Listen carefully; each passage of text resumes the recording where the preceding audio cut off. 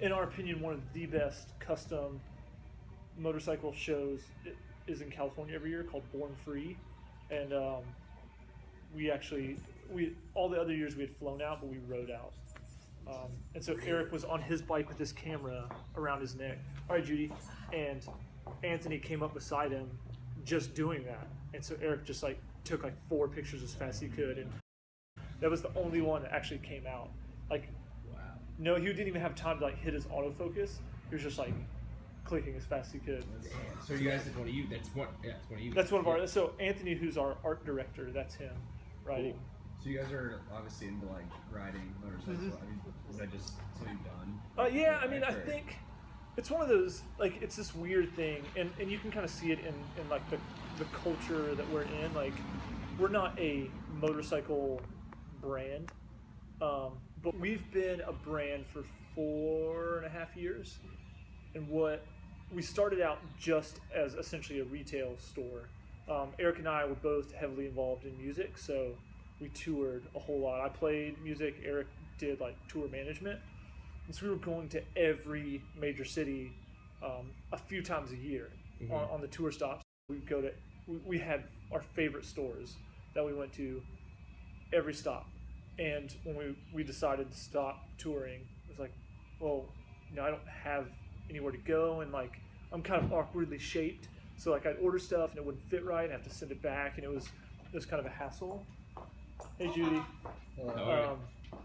So for me, it was, for both of us, it was like, we're tired of ordering things, and there's nowhere in Winston that really sells what we want to buy. Yeah. So we're like, and we're really DIY based. So like, to me, I'm not going to wait for somebody to do something. I'm just going to do it.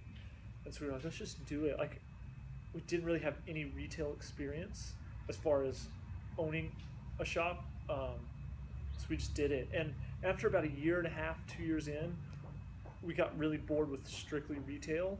We were just buying stuff and selling it, which is cool. A lot of people love doing that. Mm-hmm. But we're creative people. So it got to a point where it was like, well, it's not that fun anymore. And so we were like, let's design something. So we designed a shirt, and being in the music style we were in, it was kind of in line with like action sports. And so a lot of our friends lived in LA and had brands or worked for big skate brands out there. And so we're like, well, we know we only want it to be made in the USA, so let's just go to LA because that's where our friends are. It's so easy and cheap to make things in LA. Let me take the easy part back. It's very inexpensive to make things in LA. So we're like, okay. So we flew out there. We met some people. We're like, okay, that's awesome. Let's go back, get our ducks in a row, and then do some samples. So we got our ducks in a row, did some samples, came back, and when you're 3,000 miles away from somewhere, they can do whatever they want with your fabric, with your patterns, all this. And so that's exactly what happened. We lost, it disappeared.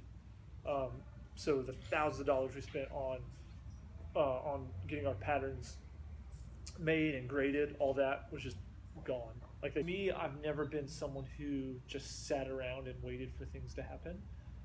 And I think sometimes men and women, young, old, we have these dreams and we don't really chase after them. I'm a big proponent that we have those gut feelings and we have those dreams in our heads and our heart for a reason. And I don't want to get too deep with it, but like, if you have something pulling your heart in a certain way, you probably should go after it. Financial gain, there's Eric, there's the other half. How you doing?